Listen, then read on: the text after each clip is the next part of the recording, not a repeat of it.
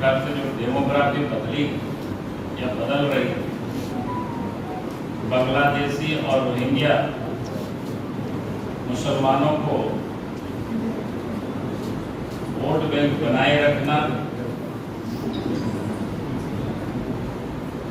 उसका एक उदाहरण लोगों ने कल झारखंड के विधानसभा में सरकार की ओर से इन लोगों ने स्पष्ट रूप से राज्य की जनता को बता दिया है कि भाई हम बांग्लादेशी घुसपैठे और रोहिंग्या मुसलमानों को झारखंड में बसाना ही नहीं बल्कि साथ में उनको मतदाता भी बनाना चाहते हैं, ताकि झारखंड की चुनाव कांग्रेस पार्टी, झारखंड मुक्ति मोर्चा, राष्ट्रीय जनता दल अपने पक्ष में वो करा सके।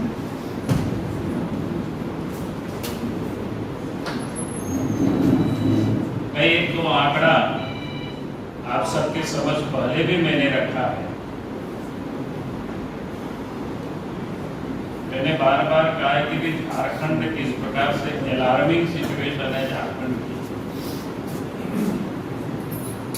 और उसमें से सबसे अधिक अगर कोई प्रभावित होते हैं, सबसे पहले प्रभावित तो पूरा राज्य होगा, पूरा देश ही होगा, लेकिन सीधा और तत्काल अगर कोई प्रभावित होंगे तो हमारे आदिवासी भाई बहनें उससे प्रभावित होंगे। और मैं ये बात इसलिए कह रहा हूं कि आज भी अगर आप संथाल परगना और झारखंड में ऐसी दर्जनों ट्राइबल महिला है जो रोहिंग्या, बांग्लादेशी जो बसे आकर के वैसे महिलाओं के साथ शादी करना, तो उसमें से लोग मुखिया भी बने हैं, जिला परिषद के अध्यक्ष भी बने। तो अगर इसी प्रकार से डेमोग्राफी बदलते रहा तो आने वाला समय में इसी प्रकार से ट्राइबल लड़की से ये जो रोहिंग्या और बांग्लादेशी मुसलमान है शादी करेंगे, विधायक भी बनेंगे और सांसद भी बनेंगे, और वो दृश्य अब साफ दिख रहा। मैं उसी को थोड़ी सी आंकड़ों में बताऊं तो आप सबको और शायद समझ में आएगा। पहले भी ऐसे मैं बता सकता हूँ। 1951 में जब पहला सेंसस हुआ था, उस समय झारखंड राज्य में 35.38% आदिवासियों की आबादी थी, और उस समय 8.9% मुस्लिम आबादी थी। लेकिन अगर 1951 से 2011 ये अंतिम हुआ है जनगणना, 2011 के बाद अभी हुआ नहीं है, तो जहाँ 35.38% आदिवासियों की आबादी थी वो घट करके 26.20% आबादी, यानी किस प्रकार से आबादी में ये गिरावट आई है आदिवासियों की। और वहीं जो 8.9% की आबादी मुस्लिम आबादी थी, वो आबादी आज 2011 में 14.53%, यानी एक तरफ आबादी घटी और दूसरी तरफ आबादी जबरदस्त बढ़ी है, छलांग मारी। इससे आप समझ सकते हो अगर इसी प्रकार से जब उसमें भी कोई, अगर हमने रोहिंग्या, बांग्लादेशी मुसलमानों की बात की तो लोग ये कह सकते हैं कि मुसलमानों की बात करते हैं। तो 1951 में सनातनियों की आबादी, सनातनियों में आदिवासी वगैरह भी सब मिला हुआ है, दलित वगैरह सब मिले हुए, 87.79%, यानी 87.79% 1951। 2011 में ये पॉपुलेशन घट करके 81.17%, ये सब दिखता है। तो मैं ये कह रहा था कि भाई ये नेचुरल तरीके से या ऑर्गेनिक तरीके से आबादी इतना बढ़ नहीं सकता है किसी का। ये आबादी बढ़ी है, तो ये कृत्रिम तरीका क्या है? बांग्लादेश से लगातार घुसपैठ होते रहा है, रोहिंग्या, बांग्लादेशी, और कांग्रेस और झारखंड मुक्ति मोर्चा, राजद जैसे लोग जो राजनीति करते हैं, ऐसे लोगों को वोटर भी बनाना, उनका राशन कार्ड भी बनाना, उनकी जन्म प्रमाण पत्र भी बनाना, उनको जमीन जायदाद भी उपलब्ध कराना, उनको बसाना। और कल के विधानसभा में साफ देखा वो लोग चाहते क्या है वो लोग। तो इसलिए मैंने कहा कि ये एक आप सबके सामने, क्योंकि मैंने पहले भी रखा था, इसलिए मैं यहीं से शुरू किया हूं ये बातें। उसके बाद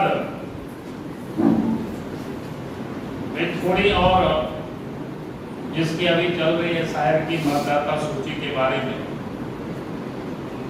तो मैं कहूंगा कि 2014 और 2019 के बीच में देश में जो मतदाता की जो प्रतिशत की जो वृद्धि हुई, 14 और 19 के बीच में देश के अंदर 9.3%। झारखंड में मतों की जो वृद्धि का प्रतिशत है उस समय वो बहुत अधिक नहीं है, कमी है, 6.2%। यानी 2019 से 14 से लेकर के 19 से 5 वर्षों के दरमियान। लेकिन 2019 से 24 के दरमियान जो देश में मतों की मत प्रतिशत में जो वृद्धि हुई है वो 10.1%। 10.1% देश में मत प्रतिशत की वृद्धि हुई है 2019 से 24 के बीच में। लेकिन झारखंड में जो वृद्धि हुई वो 16.7%। ये गौर करने वाली विषय, 16.7%, यानी देश की आबादी मतदाता वोटरों का 10% जब 2019 से 24 के बीच में जो वृद्धि हुई, लेकिन वहीं झारखंड में 16.7%। 2019 से 24 किन लोगों की सरकार रही है आप सबको ध्यान में। पहले किनकी सरकार थी? तो आपने देखा कि उस समय वृद्धि नहीं हुई है, 6.2%, नेशनल ग्रोथ से भी कम था। लेकिन जैसे ही झारखंड में हेमंत सोरेन कांग्रेस और राष्ट्रीय जनता दल के नेतृत्व में सरकार बनी, तो नेशनल का जो वृद्धि दर है उससे कई गुना अधिक हो गया। यानी उसको आप देख सकते हैं सीधे 10 से 16.7% की बढ़ोतरी। तो ये बड़ा चिंता का विषय कि आखिर इतनी संख्या में इस प्रकार से, इस रफ्तार से कैसे बढ़ा, जबकि झारखंड से जो हमने कहा कि पिछले 14 से 19 के बीच में उनकी वृद्धि नहीं हुई, क्योंकि उस समय झारखंड में भारतीय जनता पार्टी के नेतृत्व में एनडीए की सरकार, उस समय इस प्रकार के लोगों को कोई वोटर भी नहीं बना रहा था, उनको बसाने का भी काम या कोई मदद नहीं कर रहा। अब चूंकि इन लोग वो लोगों को बना रहे हैं, इसलिए लोग हंगामा करते हैं। मैं आगे कुछ उदाहरण देना चाहूंगा कुछ विधानसभा क्षेत्रों को, खास करके जो रिजर्व सीट है उस पर। कोई सब नहीं है उतना, बाकी आप सब लोग भी देख सकते हैं, वर्क कर सकते हैं, क्योंकि आप भी पत्रकार के साथ साथ इस देश के आप सब भी नागरिक हैं। हम सब का दायित्व बनता है। और वोटर लिस्ट तो आज तो इलेक्शन कमीशन ने नेट पर सब कुछ डाला हुआ है, तो ऐसा नहीं है कि ये कोई छुपा हुआ है, हमें किसी से मांगना पड़ेगा। आप भी नेट से सब कुछ ले सकते हो, देख सकते हो बूथ वाइज, तो आप सब लोग भी कर सकते हैं। तो हमने कुछ बूथों पर दिखवाया था कि भाई इसमें से क्या है, तो इसमें से आपको समझ में आएगा। तो ये 22 विधानसभा क्षेत्रों का हमने थोड़ी सी दिखवाया। तो उसमें से मैं आपको एक विधानसभा, जैसे सिमडेगा विधानसभा में यानी 2019 में जहां 1,90,000 वोटर था, वहीं पर 2024 में सिमडेगा 2,21,000 वोटर था, वहीं 2024 में 2,44,000 वोटर हुआ। अगर ओवरऑल इसका वृद्धि आप देखेंगे तो होता है 10.2% की बढ़ोतरी हुई है ओवरऑल। यानी टोटल में से मतदाता कितना बढ़े हैं? 10.2%।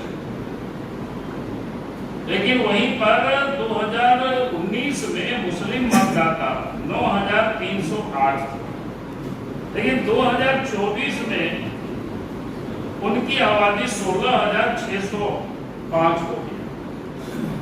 उसकी अगर आप वोटर में उसको परसेंटेज में देखिएगा तो 78.4% की बढ़ोतरी हुई। और वहीं पर अगर शेष वोट को आप देखेंगे बढ़ोतरी तो नॉन मुस्लिम की 7.2%। ये चिंता का विषय है कि नहीं कि कितनी बढ़ोतरी कैसे हुई, कितना वोटर्स कहां से आए। यानी संथाल प्रगणना का बात नहीं किया, यानी सुनियोजित तरीके से जगह जगह लोगों को बसाया जा रहा है, उसमें मदद किया जा रहा है। भाई कौन देखेगा इस काम को? मैं वोटर लिस्ट पॉपुलेशन की यहाँ बात नहीं कर रहा, वोटर्स की बात कर रहे हैं। आप सब लोग भी निकाल करके एक विधानसभा में इसको देख सकते हैं। वैसे मैं दूसरे भी विधानसभा कहीं का, क्योंकि सब तो वर्णन करें तो बहुत समय लगेगा, तो ऐसे में आपको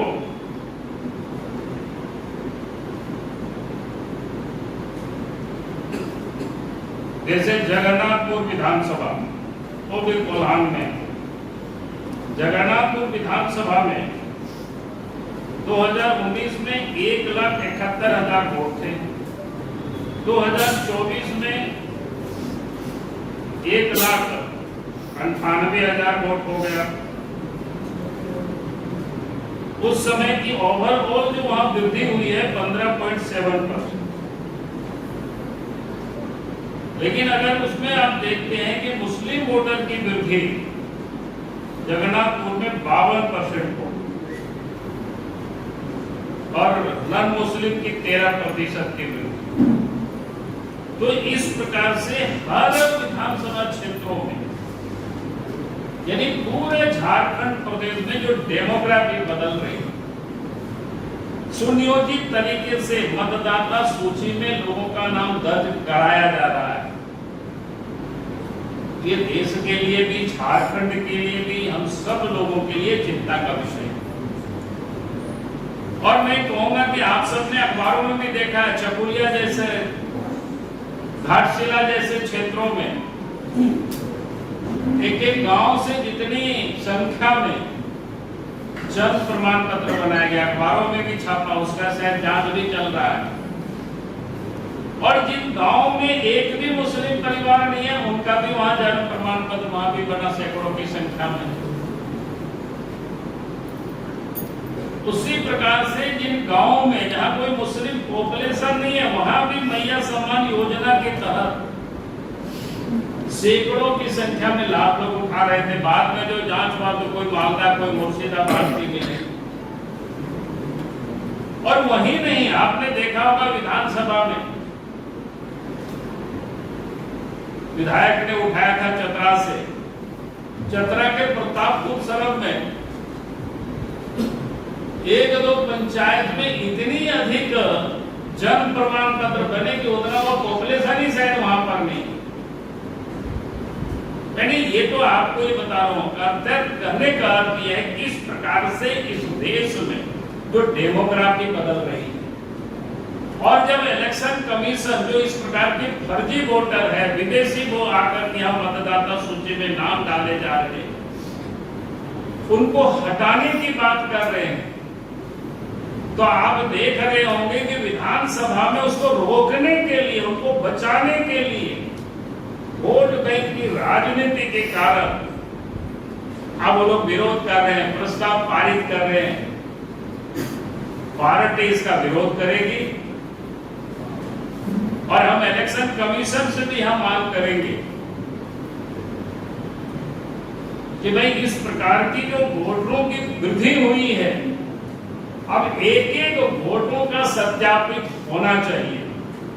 भले क्योंकि अभी चुनाव झारखंड में नहीं है, भले 1 साल लग जाए, लेकिन फिजिकल जिसको बोलते हैं सत्यापित करनी चाहिए कि वास्तव में वो यहाँ के लोग है कि नहीं है, ताकि जो वास्तव में जो वोटर है, जो यहाँ के नागरिक है, वही मतदाता सूची में अपना नाम दर्ज कर सके, दूसरा कोई नहीं दाखिल करे। ये हमें सुनिश्चित करानी ही पड़ेगी, तभी ये डेमोग्राफी ठीक होगी, नहीं तो फिर डेमोक्रेसी पर ये खतरा।